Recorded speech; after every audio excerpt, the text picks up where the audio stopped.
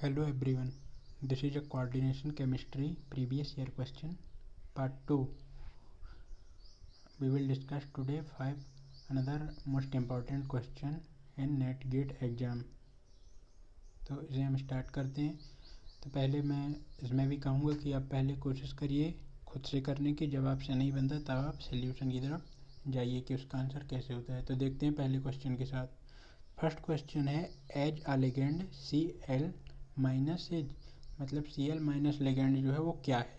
Only sigma donor, only pi donor, both sigma and pi donor, a sigma donor and pi acceptor. तो इस question को हल करने के दो तरीके हो सकते हैं। यह तो आपको स्पेक्ट्रोकेमिकल सीरीज याद हो या फिर आपको यह पता हो कि कितने एटम होने पर कितने इलेक्ट्रॉन होने पर कोई भी एटम जो हो किस प्रकार से बिहेव करता है। तो दोनों तरह से पता लगाया जा सकता है। यदि आपको स्पेक्ट्रोकेमिकल सीरीज याद है तो आपको पता होगा कि उस सीरीज में यहाँ कहीं पर जो होती हैं वो क्या होते हैं, वो pi donor and sigma donor both होते हैं। उसके बाद जो सीरीज में नेक्स्ट आते हैं वो क्या होते हैं, वो होते हैं ओनली सिग्मा डोनर। और उसके बाद जो होते हैं वो होते हैं जो सिग्मा से जो डोनेट करते हैं पर जो होते हैं वो पाई एक्सेप्टर होते हैं। तो यदि आपको ये सीरीज याद है तब भी आप इसका जो आंसर है वो लगा सकते हैं। पर यदि आपको ये सीरीज याद है तो आपको पता होगा कि Cl माइनस जो है वो यहाँ कहीं इस सीरीज में आता है। तो इसका आंसर जो है वो both sigma and pi donor होगा। पर यदि इनकेस आपको ये सीरीज याद नहीं है पर आपको ये याद है कि कोई भी एटम जो है उसका बॉन्डिंग करने का नेचर क्या होता है, इससे भी आप पता लगा सकते हैं। जैसे आपको पता होगा Cl के पास कितने इलेक्ट्रॉन होते हैं, तो आउटर मोस्ट शेल में तो आपको पता होगा कि इसके पास 7 इलेक्ट्रॉन होते हैं। ऑक्टेट कंप्लीट करने के लिए 1 इलेक्ट्रॉन की कमी होती है। हम बना लेते हैं उन्हें 1 2 3 4 5 6 और 7। पर यहाँ हम देख रहे हैं कि Cl नहीं है, ये तो Cl माइनस है, मतलब इसके पास 8 होगा, 8 इलेक्ट्रॉन होंगे। तो ये बना लेते हैं हम 8वां इलेक्ट्रॉन। अब ये करता क्या है, जब ये किसी मेटल के साथ बॉन्डिंग करेगा तो मेटल के साथ बॉन्डिंग करते समय ये पहले एक पहला बॉन्ड बनाएगा जो ऑर्डिनेट बॉन्ड होगा, और उसमें कितने इलेक्ट्रॉन इसके जा रहे होंगे, 2 इलेक्ट्रॉन जा रहे होंगे। जैसे कि मान लेते हैं ये दोनों बॉन्ड के साथ इसने मेटल के साथ बॉन्ड बना लिया। अब क्या होता है कि यदि मेटल के पास बेकेंड डी ऑर्बिटल हुए, बेकेंड डी ऑर्बिटल मेटल के पास हुए, तो ये जो Cl है इसके पास 3 लॉन पेयर होते हैं। ये हम बना देते हैं 3 लॉन पेयर। यदि इसके पास बेकेंड लॉन पेयर हुए तो ये क्या करता है, ये जो इसका बेकेंड इसका जो फील्ड ऑर्बिटल हैं इनसे ये क्या करता है, पाई बॉन्डिंग करने लगता है। मतलब ये पाई बॉन्ड के द्वारा भी मेटल के बेकेंड डी ऑर्बिटल में अपने इलेक्ट्रॉन ट्रांसफ़र करने लगता है। तो ये यहाँ जो कर रहा होता है ये तो सिग्मा के द्वारा कर रहा होता है, और जो यहाँ कर रहा होता है ये कर रहा होता है पाई बॉन्डिंग के द्वारा। तो ये क्या हो जाता है, ये जो है both sigma and pi donor दोनों हो जाता है। तो इसका जो हमारा ऑप्शन होगा, करेक्ट ऑप्शन, वो होगा ऑप्शन सी। अब चलते हैं हम नेक्स्ट क्वेश्चन की ओर। तो हमारा नेक्स्ट क्वेश्चन है, among the following the strongest oxidising agent is. ये जो है कलर स्पेक्ट्रा का क्वेश्चन था जो 2012 में आया था। अब इसमें क्या है, कंपाउंड दी गया है, यह WO4 मतलब टंगस्टन का है ये, दूसरा है CrO4 क्रोमियम के साथ है, तीसरा MoO4 -2 और चौथा ReO4 -1 है।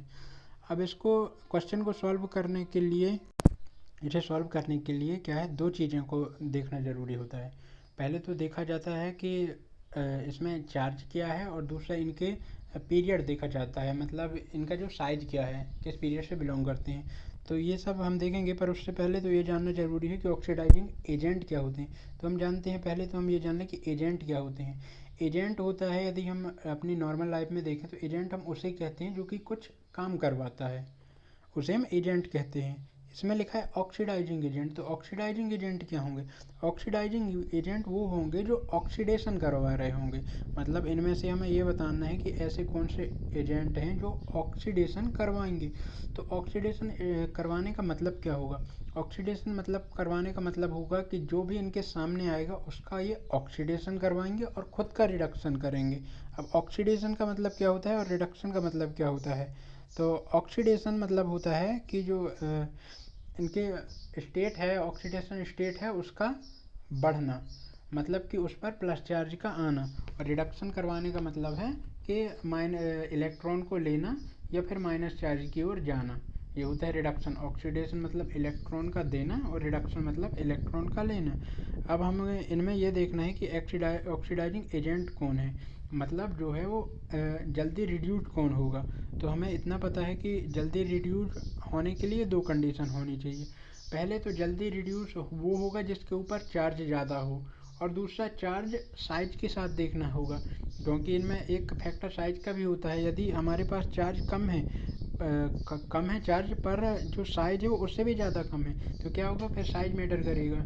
और यदि हमारे पास चार्ज ज़्यादा है, यदि हम अलग अलग पीरियड में देख रहे हैं, जैसे कि हम पीरियड 4 में, 5 में और 6 में देखें, तो हम क्या करेंगे, इनमें हम देखेंगे साइज का फैक्टर काम करेगा। पर यदि हम एक ही पीरियड में देखें, जैसे कि यहाँ हम देख सकते हैं कि ये जो टंगस्टन है, टंगस्टन और ये रेनियम, ये क्या है, एक ही पीरियड के एलिमेंट हैं, ये 6 पीरियड के हैं। तो यदि इनमें हमें ऑक्सीडेशन स्टेट का कंपैरिजन करवाना है कि कौन ऑक्सीडाइजिंग एजेंट अच्छा होगा या कौन रिड्यूस जल्दी होगा, तो इनमें हमें क्या देखना होगा, चार्ज देखना होगा। तो यदि हम चार्ज देखें तो यहाँ हम देख सकते हैं कि इसके ऊपर +7 चार्ज है, और इसके ऊपर कितना चार्ज है, इसके ऊपर +6 का चार्ज है। 6 चार्ज कैसे होगा, क्योंकि ऑक्सीजन जो है वो एक ऑक्सीजन के पास -2 चार्ज हो रहा है, तो यहाँ 4 ऑक्सीजन लगे हुए हैं, तो 4 ऑक्सीजन के पास कितना चार्ज होगा, -8 चार्ज होगा। पर -8 चार्ज इसके ऊपर है और -2 चार्ज जो है इसके ऊपर पहले से था,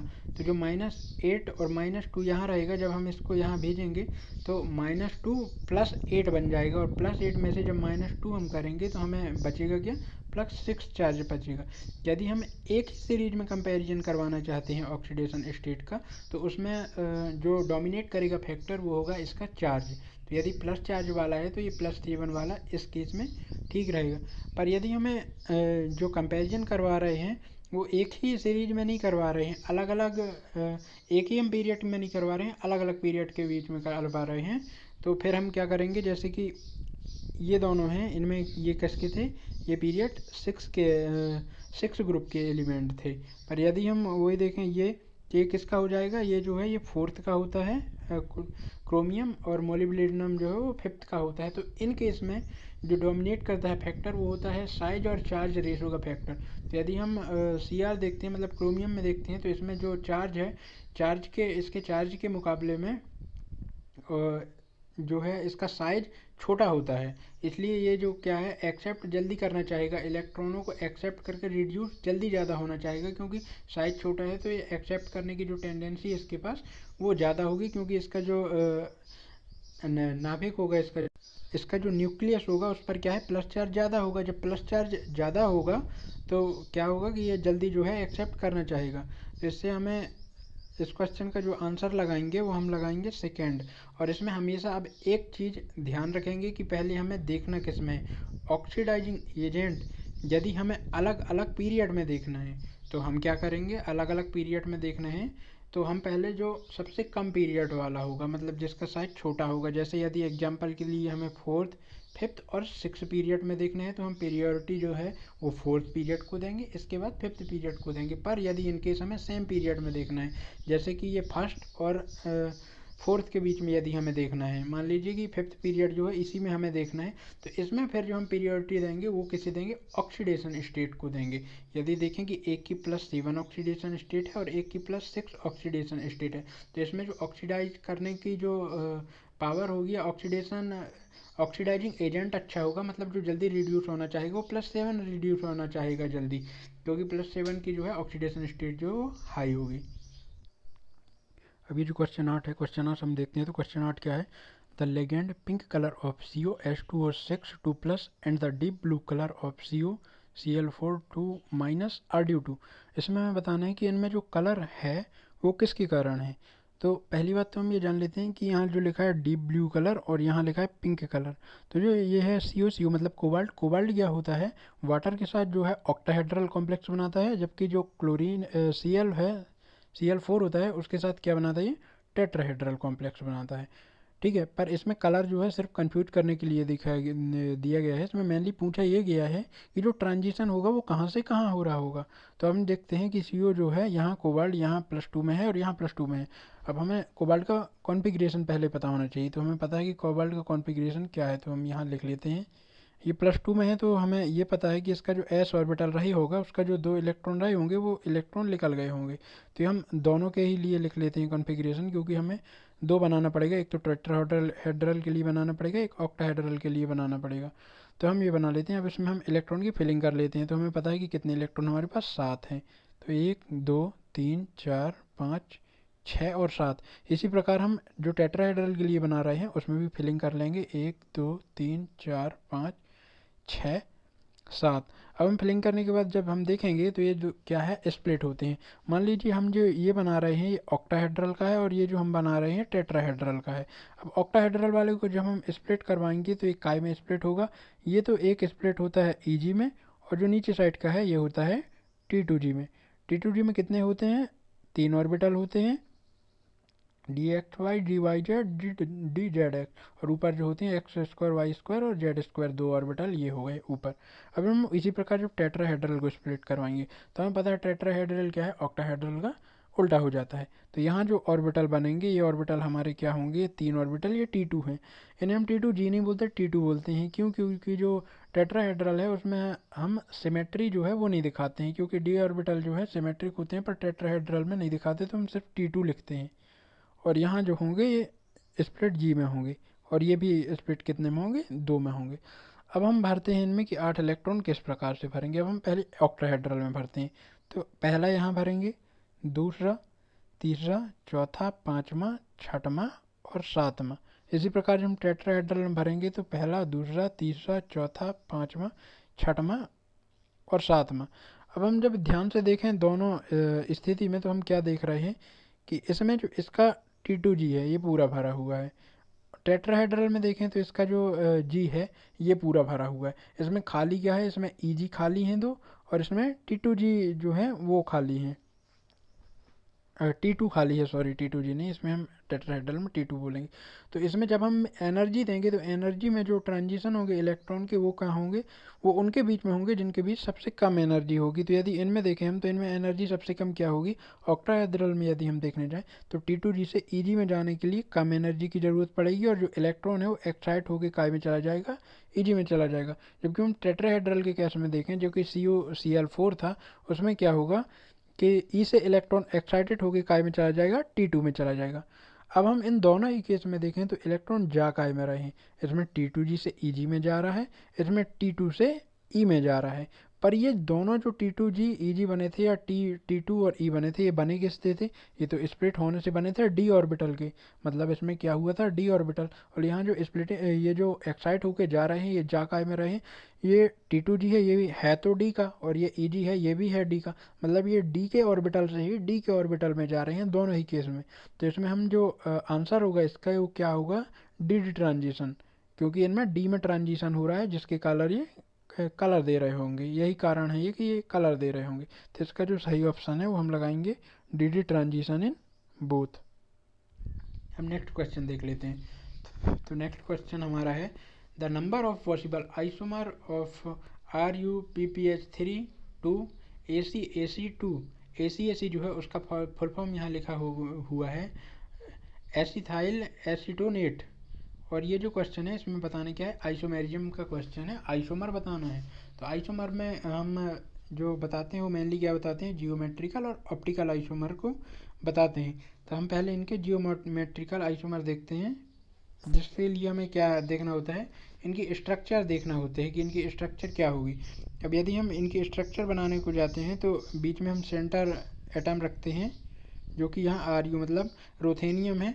ये रोथेनियम की जगह सेंट्रल का मेटल एटम जो है ये कुछ भी हो सकता है। अब देखते हैं हम यहाँ की, पहले तो हम ये जान लें कि ACAC क्या है, मतलब ये एसिथिल एसीटोनेट जो है ये क्या होता है। तो इनमें क्या है? 3 कार्बन एटम होते हैं, ये first carbon, second carbon, third carbon.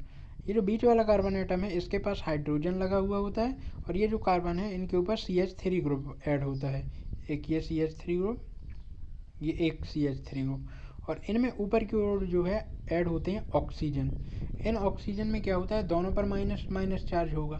तो एक माइनस चार्ज जब हम इसको दिखाते हैं तो एक माइनस चार्ज हम यहाँ दिखाते हैं, और एक माइनस चार्ज हम ऐसा दिखाते हैं कि जो पूरी रिंग है, पूरी रिंग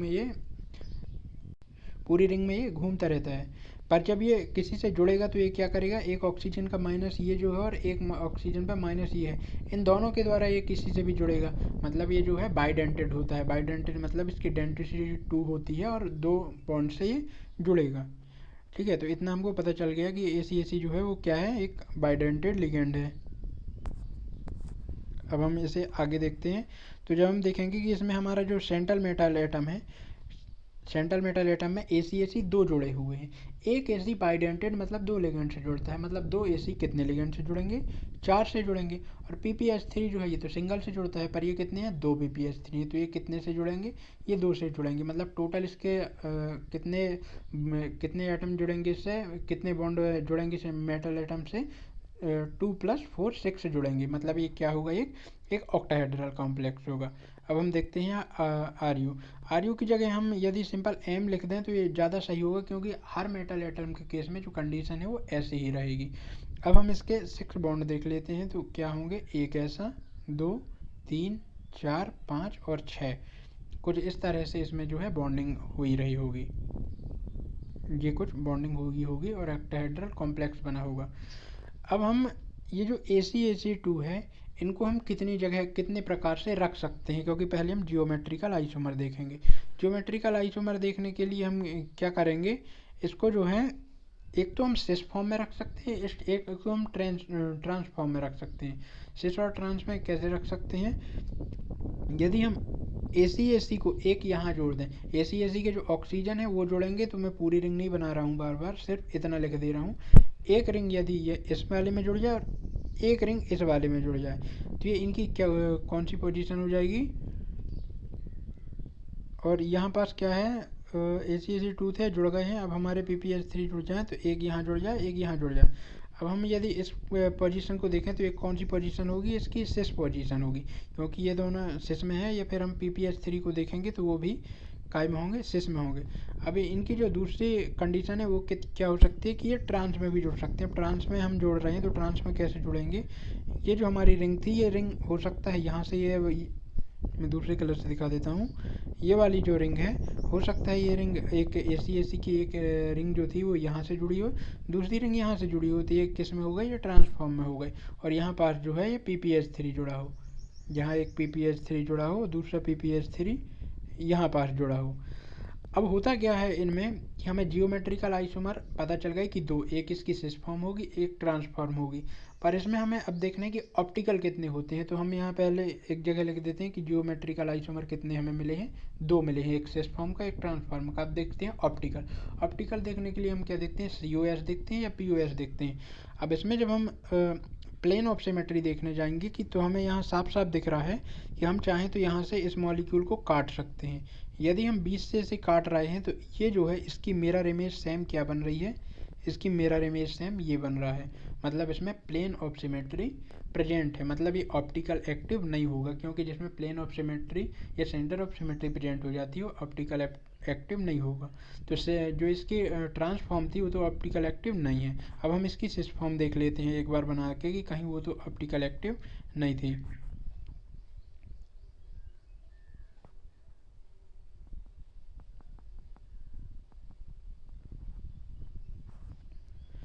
तो अब हम इसके क्या देखते हैं, इसकी सिस फॉर्म देखते हैं। तो पहले तो हम लिख लेते हैं कि जियोमेट्रिकल आइसोमर हमें टोटल अभी तक कितने मिले हैं, अभी तक 2 मिले हैं, एक सिस फॉर्म, एक ट्रांसफॉर्म। अब हम ऑप्टिकल देखने जा रहे थे, जिसमें से ट्रांसफॉर्म में हमें ऑप्टिकल नहीं मिला है। अब हम देखने जा रहे हैं इसकी कौन सी, सिस फॉर्म की। सिस फॉर्म में तो कोई ऑप्टिकल एक्टिव आइसोमर नहीं मिल रहा है, और उसके बाद हम टोटल करके दोनों बता देंगे कि हमें टोटल कितने आइसोमर मिले हैं। तो यहाँ पास हम किस तरह से रिंग को जोड़ रहे थे, एक अलग कलर हम यूज करते हैं।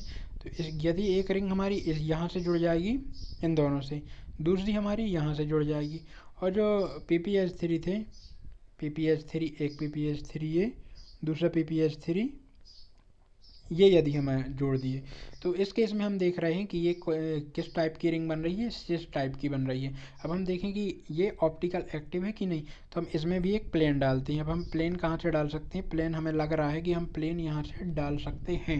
यदि प्लेन हमारा डल रहा होगा तो ये ऑप्टिकल इनएक्टिव हो जाएगी, और यदि प्लेन नहीं होगा, इसमें कोई भी सेंटर ऑफ सिमेट्री और प्लेन ऑफ सिमेट्री नहीं होगी, तो ये जो है ऑप्टिकल एक्टिव हो जाएगी। अब हम देखते हैं ये ऑप्टिकल एक्टिव है कि नहीं। हमने यहाँ प्लेन डाला, हम ये वाले बॉन्ड को देखें और ये वाले बॉन्ड को देखें तो ये दोनों तो एक दूसरे को रिफ्लेक्ट कर रहे थे। अब हम क्या किए, ये वाले एटम को देखें, ये वाले एटम ये भी रिफ्लेक्ट कर रहे थे एक दूसरे को, ये भी कर रहे थे।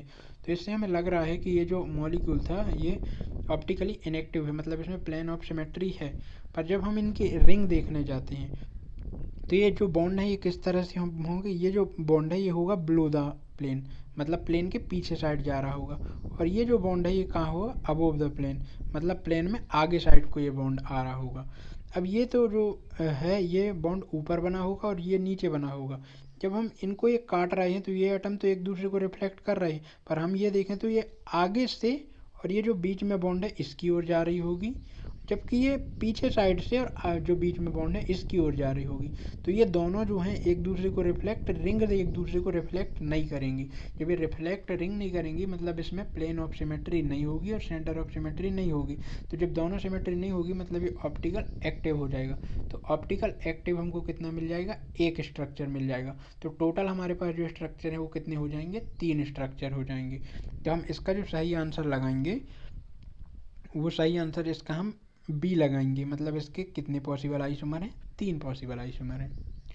अब नेक्स्ट क्वेश्चन में हम आते हैं, नेक्स्ट क्वेश्चन देखते हैं। नेक्स्ट क्वेश्चन है among the following the correct acetic strength trade in represented by, मतलब इन जो हमारे 3 कंपाउंड दिए गए हैं इनमें हमें बताना है कि जो करेक्ट एसिटिक स्ट्रेंथ है उसका ऑर्डर आखिर क्या है। तो एसिटिक स्ट्रेंथ का ऑर्डर जानने से पहले हमें ये जानना होगा कि एसिड क्या होते हैं। तो एसिड की एक नॉर्मल परिभाषा हम देखें तो ये जानते हैं कि एसिड वो होते हैं जो H+ को देते हैं या फिर इलेक्ट्रॉन लेते हैं। H+ देने वाले या इलेक्ट्रॉन लेने वाले एसिड होते हैं, ठीक है। तो हम दूसरी परिभाषा मान के चलें इलेक्ट्रॉन लेने वाले, क्योंकि बात तो एक ही है, हम दोनों चीज़ें अलग अलग तरीके से बोल रहे हैं पर बात एक ही है। तो हम माने कि इलेक्ट्रॉन लेने वाले जो है वो एसिड होते हैं और ये मान के हम इस क्वेश्चन को सॉल्व करें।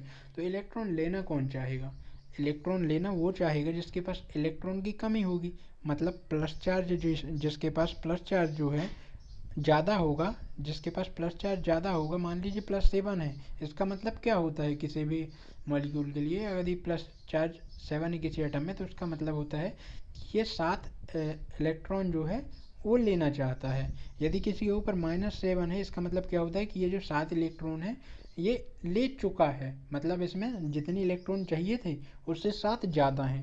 +7 का मतलब इसमें 7 कम है, मतलब ये 7 ले सकता है, ये देख सकते हैं। तो पहला तो हमें देखना होगा इसमें चार्ज, पर चार्ज से पहले भी हमें एक चीज़ देखना होती है जो होती है ब्लॉक। ये डी ब्लॉक एलिमेंट है कि पी ब्लॉक एलिमेंट है। यदि हम पी ब्लॉक एलिमेंट देखें तो पी ब्लॉक एलिमेंट जो हैं उनमें यदि मान लीजिए एक एग्जांपल लें +5 है और डी ब्लॉक में भी +5 है, पर इनके जो हैं पीरियड जो हैं ये यदि सेम पीरियड के हैं या फिर पी ब्लॉक जो डी ब्लॉक जिस पीरियड से उससे कम पीरियड का पी ब्लॉक है, तो इसमें क्या होगा, जो एक्सेप्ट करने की टेंडेंसी होगी इलेक्ट्रॉन को वो पी में होगी डी से ज़्यादा, क्योंकि पी वाले जो है वो न्यूक्लियस के ज़्यादा पास में होगा, जिसके कारण पी में जो है एक्सेप्ट करने की टेंडेंसी ज़्यादा होगी पी ब्लॉक में डी ब्लॉक के अपेक्षा। तो इस प्रकार से हम इसे सॉल्व कर सकते हैं। तो पहले तो हम क्या देखेंगे कि प्लस चार्ज ज़्यादा किस में है। अब इन सब में हम देखें यदि जैसे इसमें देखें तो इसमें क्या है, इसमें चार्ज है +2 का, सेकेंड वाले में देखें तो इनमें चार्ज है +3 और फोर्थ वाले में देखें तो इसमें भी चार्ज है +3। तो हमें क्या देखना था, पहले तो देखना था कि चार्ज हाई किस में होगा। तो हम जब चार्ज देखने जाते हैं तो इसमें देखते हैं कि +2 वाले को एसिडिक स्ट्रेंथ में सबसे ज़्यादा बताया गया है। तो ये जो दोनों ऑप्शन है ये तो हमारे पहले ही हो जाते हैं ख़त्म, ए और बी। अब हमारे बचती हैं सी और डी ऑप्शन। तो मैंने सेकेंड क्या बताया था कि हमें पहले क्या देखना होगा, पहले देखना होगा कि ब्लॉक वो किस ब्लॉक का एलिमेंट है। अब यहाँ हम देखें एक में आयरन है और एक में एल्यूमिनियम है, तो जो एक्सेप्ट करने की टेंडेंसी है जो एल्यूमिनियम में ज़्यादा होगी, क्योंकि इसमें 2 चीज़ होंगी। ये तो पहली बात क्या है कि एल्यूमिनियम जो है P orbital P block element है, और दूसरी बात है कि ये 3rd पीरियड से बिलोंग करता है, जबकि आयरन जो है 4th पीरियड से बिलोंग करता है और ये जो है डी ब्लॉक का एलिमेंट है। तो इसके कारण हम जो इसमें प्रियोरिटी देंगे एसिडिक स्ट्रेंथ में वो किसकी देंगे, एल्यूमिनियम की देंगे। एल्यूमिनियम जो है जल्दी इलेक्ट्रॉन लेना चाहेगा +3 स्टेट में। उसके बाद जो है क्या आएगा, आयरन आएगा, और उसके बाद जो है क्या आएगा, आयरन जो है पहले +3 वाला आएगा फिर आयरन +2 वाला आएगा। तो इस हिसाब से जो एसिटिक स्ट्रेंथ है वो हम क्या लगाएंगे, प्लस जो सी नंबर का ऑप्शन है उसे लगाएंगे। मतलब इसमें हम पहले ब्लॉक देखेंगे, ब्लॉक देखने के बाद पीरियड देखेंगे और फिर उसकी ऑक्सीडेशन स्टेट देखेंगे। तो इस प्रकार से हम इनके आंसर देखेंगे। तो करते हैं इस वीडियो का अंत और मिलेंगे आगे के कोई वीडियो में। Thank you.